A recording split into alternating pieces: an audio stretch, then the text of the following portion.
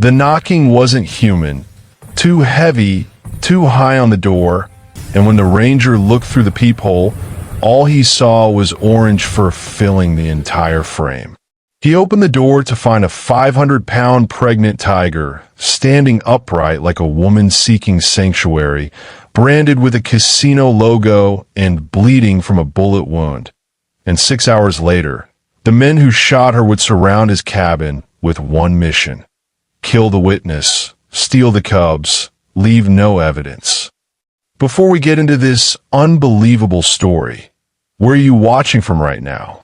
Seriously, drop your city in the comments. If you're new here, hit that subscribe button. Now let's get into the story. The silence in the Mount Charleston wilderness had a weight to it, the kind that pressed against your eardrums until you heard your own heartbeat.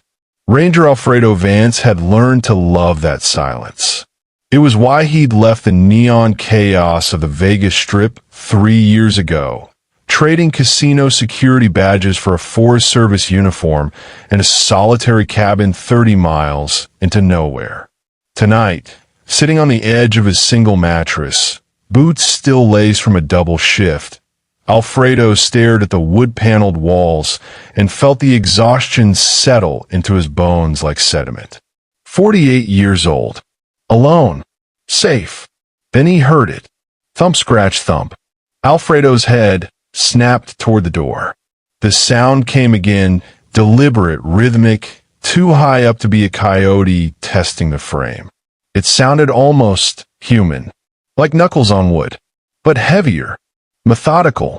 His hand moved to the Glock holstered at his hip as he rose slowly, every instinct from his casino days screaming that something was wrong. Drunk tourists sometimes wandered up from the trailhead, disoriented and hypothermic, but the nearest parking lot was 4 miles down a fire road that nobody used after dark. Thump, scratch, thump. The sound was patient, insistent, polite. Alfredo crossed the cabin in 3 steps, pressing his eye to the peephole. What he saw made no sense.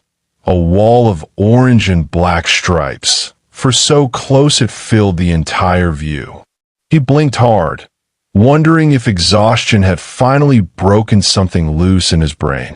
He cracked the door 6 inches, hand tight on the Glock's grip. The door swung open, and Alfredo forgot how to breathe.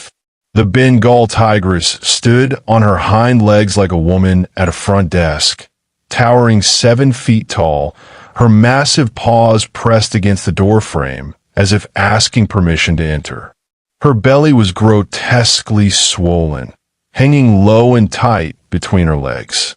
But it was her eyes that stopped Alfredo's trigger finger, amber and gold, wide with something that looked horribly, impossibly human.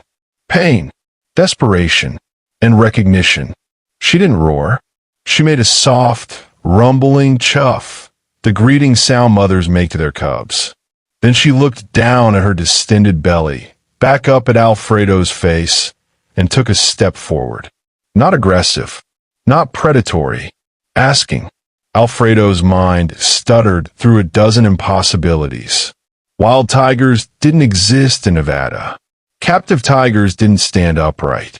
And nothing with fangs that could crush a bowling ball ever looked at a human being with an expression that said, "Please, I need you."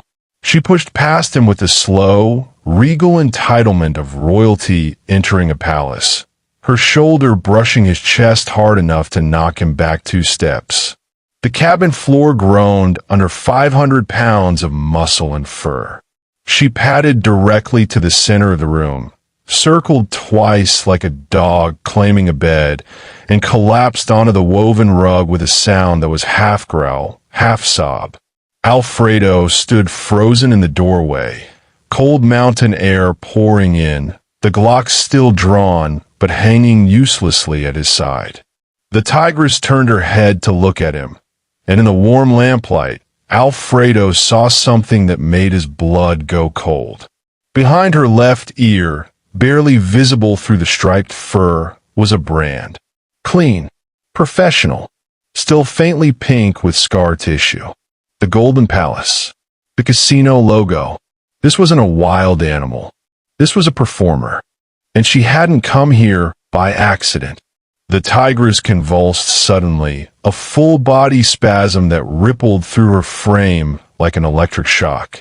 Her mouth opened in a soundless scream, revealing teeth the size of shotgun shells.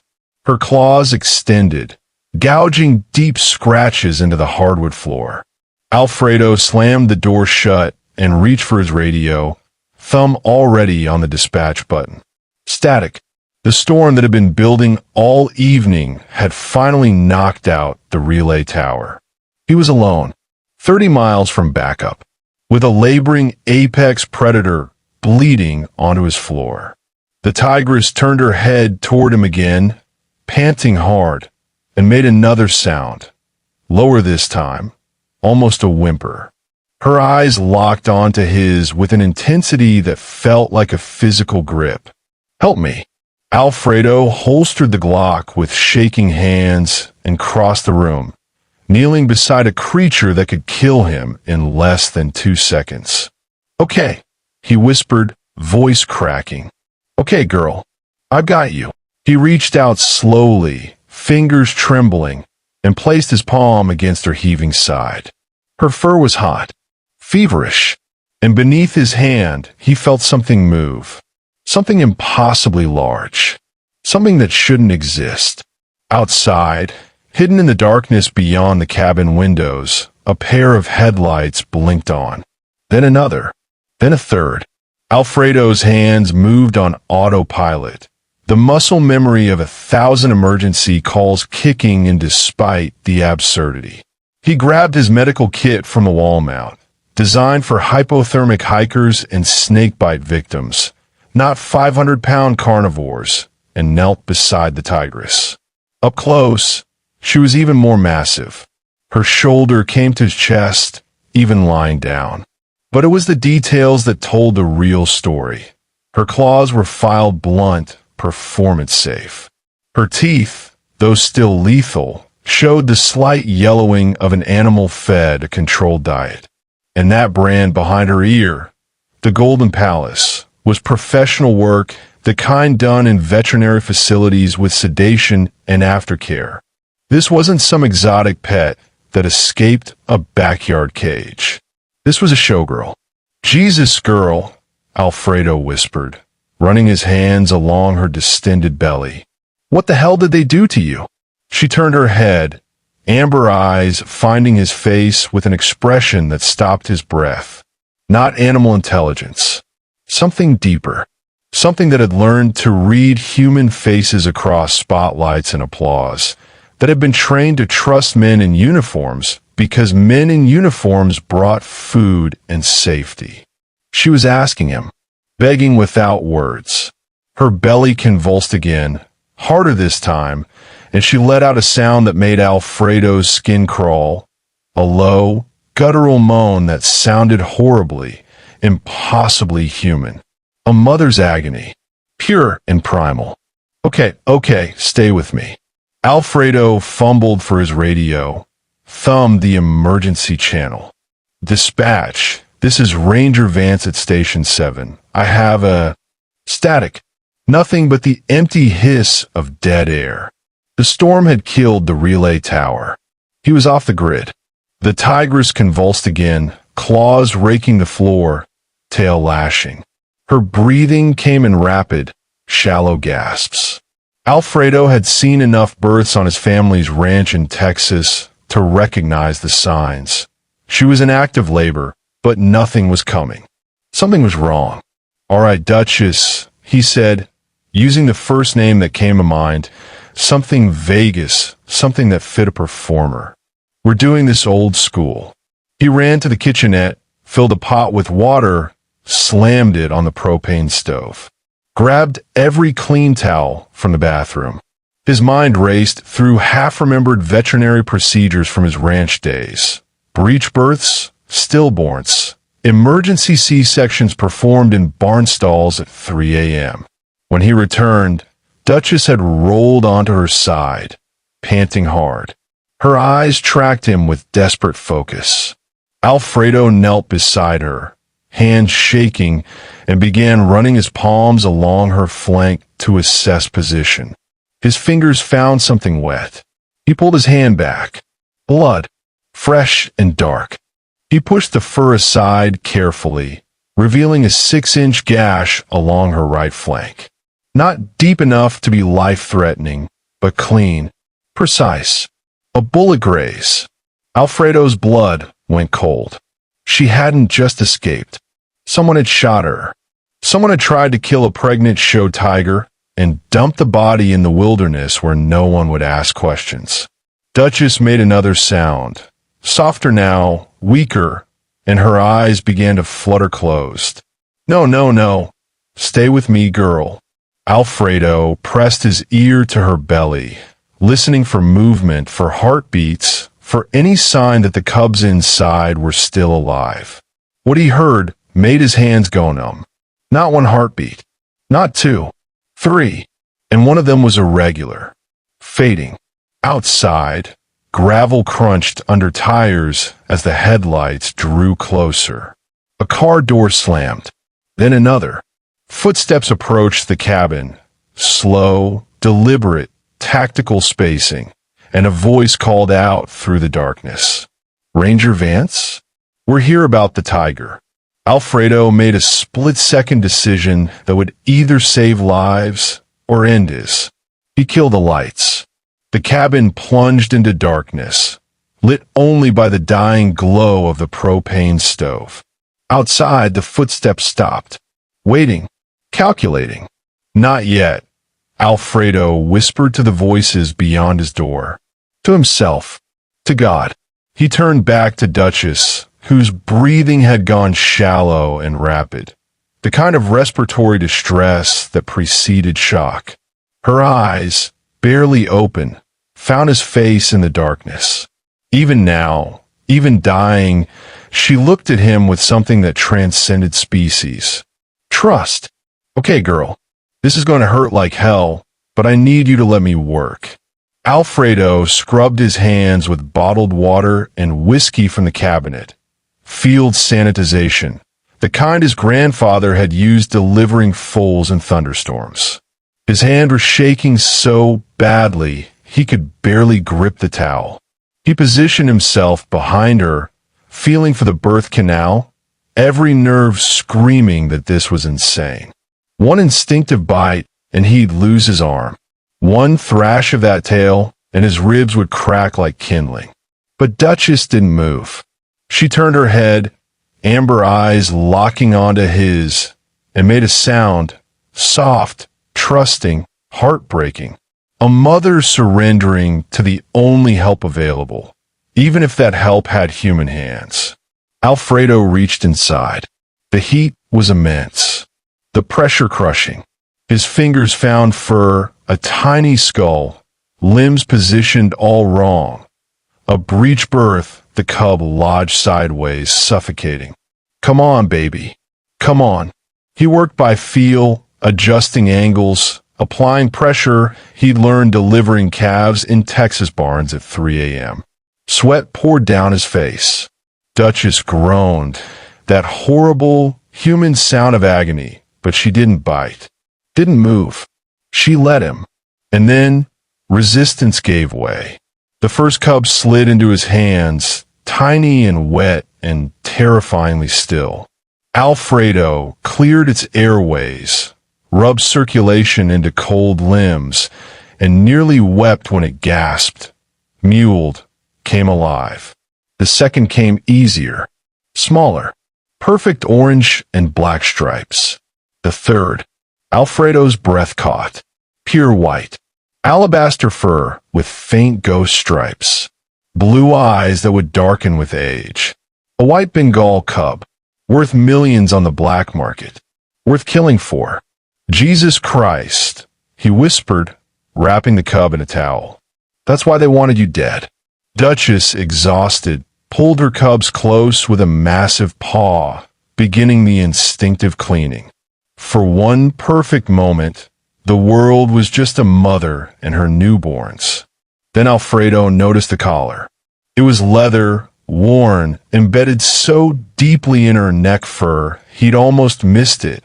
But there was something attached, a small metal cylinder, professionally installed. Not a name tag, a recorder. His hands trembled as he activated it. Static hiss, then a voice. Gravel rough. East Coast accent. Unmistakable authority. Big Sal Salvatore Romano, owner of the Golden Palace. The tiger's done. Too old, too slow. She bit a hamlet last month. Liability. I want her gone like gone. And the cubs? The white one especially? Ship him to the ranch in Texas. Diego's paying $200K for that albino. Hunting stock. Another voice. What about the ranger stations? Someone might. Handle it. I don't pay you to ask questions. The recording ended. Alfredo's blood turned to ice. Outside, an engine revved. Headlights swept across the cabin windows. Harsh, blinding, deliberate. His dead radio suddenly crackled to life. Not dispatch. A different frequency. Private. Cold. Ranger Vance. We know you have the cat. We know you heard the recording. Send her out the front door in the next 60 seconds, and you walk away from this. Your choice. Duchess lifted her head, ears flattening, a growl building in her chest that Alfredo felt in his bones. She positioned herself between Alfredo and the door, protecting him. The radio crackled again. 50 seconds, Ranger. Then glass shattered. A canister crashed through the front window, spinning across the floor, white smoke already hissing from both ends. Tear gas. The tear gas hit Alfredo's lungs like liquid fire. His eyes streamed, vision blurring into useless shapes. Duchess roared, a sound of pure panic, maternal and primal. Her massive body thrashing as the chemical cloud filled the cabin. The cubs. They'd suffocate in minutes. Alfredo grabbed the mattress from the bed frame, the same one he'd been sitting on an hour ago when the world still made sense, and dragged it across the floor with strength he didn't know he had. He slammed it against the shattered window, creating a barrier against the searchlights now flooding the cabin. Duchess. He choked on her name, lungs screaming. Stay down. But she wasn't panicking for herself.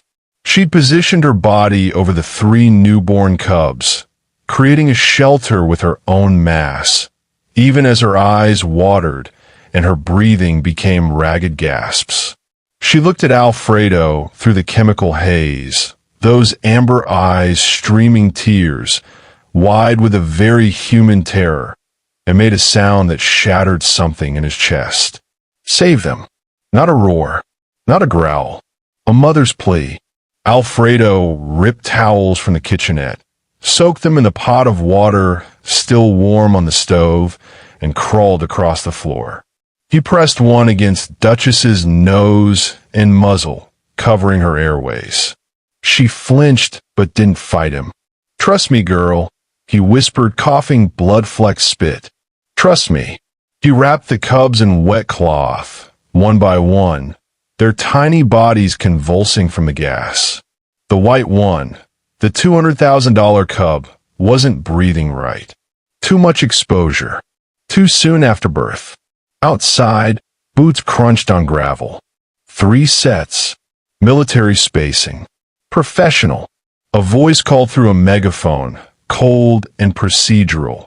Ranger Vance, you're harboring stolen property. Exit the structure with hands visible, or we enter by force. Stolen property. They were calling a living creature property. Alfredo's vision tunneled. The old casino security instincts kicked in. The part of him that had seen Vegas at its ugliest, the backroom deals, the animals kept in basement cages, the handlers who broke spirits for profit. He'd left that world because he couldn't stop it. But tonight, in this cabin, he could. His service Glock held 15 rounds. The flare gun, mounted by the door, held one. Against 3 armed mercenaries who didn't care about badges or laws, because Big Sal owned the local sheriff. The math was simple. He couldn't win, but he could buy time. Alfredo grabbed the flare gun, checked the chamber, loaded, red phosphorus bright enough to blind night vision. He looked at Duchess, who watched him with eyes that understood too much. When I open that back door, he whispered, you run. You take those babies and you run into those mountains and you don't stop. She made a sound, low, rumbling, almost like disagreement. Go! Alfredo's voice cracked. I'll draw them off. You get your cubs to safety. That's the deal, girl. That's the front door exploded inward. Not kicked. Breached. A shaped charge, the kind SWAT used for no-knock raids, blew the lock clean off. The door swung open, smoke and splinters filling the air. 3 silhouettes stood in the doorway. Tactical flashlights mounted on suppressed rifles, each beam cutting through the tear gas like judgment. The lead man spoke, voice muffled by a gas mask. Target the animal first. 2-round center mass. Confirm the kill, secure the cubs, sanitize the scene. Duchess rose to her full height, 500 pounds of muscle and maternal rage, and stepped between Alfredo and the guns. She didn't roar. She screamed, a sound that was fury and love and defiance all twisted into one impossible note. Alfredo raised the flare gun, aimed at the lead man's chest, and the white cub stopped breathing. Alfredo didn't think. He just moved. He fired the flare gun straight through the open doorway, past the mercenaries into the night beyond. The phosphorus round screamed through the air and slammed into a dead pine tree 30 yards out, dry timber that hadn't seen rain in weeks. The tree exploded into flame. Orange light flooded the clearing, turning night into day, casting wild shadows across the tactical team. The lead man's night vision shattered in the sudden brightness, and he stumbled backward, cursing, rifle swinging blind. Alfredo lunged for the white cub, pressing his mouth to its tiny muzzle, breathing life into lungs that had forgotten how to work. 1 breath. 2. 3. The cub gasped, coughed, lived. But the second mercenary had already circled wide, combat-trained, unaffected by the fire. He appeared in the back doorway, rifle leveled at Alfredo's chest, finger on the trigger. Game over, Ranger. Alfredo closed his eyes and heard nothing but wind. When he opened them, the mercenary was on his back, screaming, a high-pitched, broken sound that barely qualified as human. Duchess stood over him, 500 pounds of muscle pinning him to the frozen ground, her jaws inches from his throat. She didn't bite, didn't kill. She just roared, point blank, directly into his face. The sound shattered something primal in the man's brain. He went limp, sobbing, all fight evaporating in the presence of apex predation. The other 2 mercenaries saw the burning tree, the enraged tiger, their partner broken on the ground, and ran. Engines roared to life, tires spun in gravel, headlights disappeared down the mountain road. Duchess held position for 5 more seconds, making sure the threat was gone. Then she turned, padded back into the cabin, and immediately began cleaning her cubs with a massive tongue, counting them, reassuring herself that all 3 still breathed. Alfredo collapsed against the doorframe, lungs burning, hands shaking, and started to laugh. Hysterical, relieved, alive. "You crazy girl," he whispered. "You beautiful, crazy girl." Duchess looked at him, chuffed once, "You're welcome," and returned to her babies. The Nevada State Police arrived 20 minutes later, drawn by the forest fire that burned itself out against a natural rock barrier. They found Alfredo sitting on the cabin steps, the recording device in one hand, a half-conscious mercenary zip-tied to a tree. "You're going to want to hear this," Alfredo said, handing over the evidence. Big Sal was arrested at 4 a.m. in his penthouse suite. Federal charges: conspiracy, animal cruelty, attempted murder, racketeering. The Golden Palace lost its gaming license within a week. The white cub, the one Alfredo had breathed life into, sold for nothing because it was never for sale again. 1 year later, Alfredo stood at the fence of the Wild Heart Sanctuary in Northern California, hands in his pockets, watching Duchess lounge in a habitat that looked like the jungle she was born to rule. Her 3 cubs, now adolescent terrors, wrestled in the grass nearby. She saw him, her head lifted, ears forward, and then she did something that made the sanctuary staff gasp. She rose on her hind legs, massive paws pressed against the fence exactly as they'd been pressed against his cabin door that impossible night, and made that same soft chuff sound. Recognition. Gratitude. "Hello, old friend." Alfredo's throat tightened. He reached through the fence, and Duchess pressed her massive head against his palm. "I remember you too, girl," he whispered. Because he did now.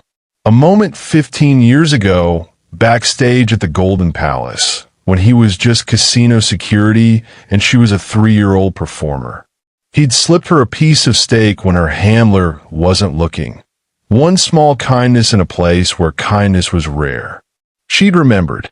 Through years of captivity and performance and pregnancy and escape, she'd remembered the one human who treated her like she mattered.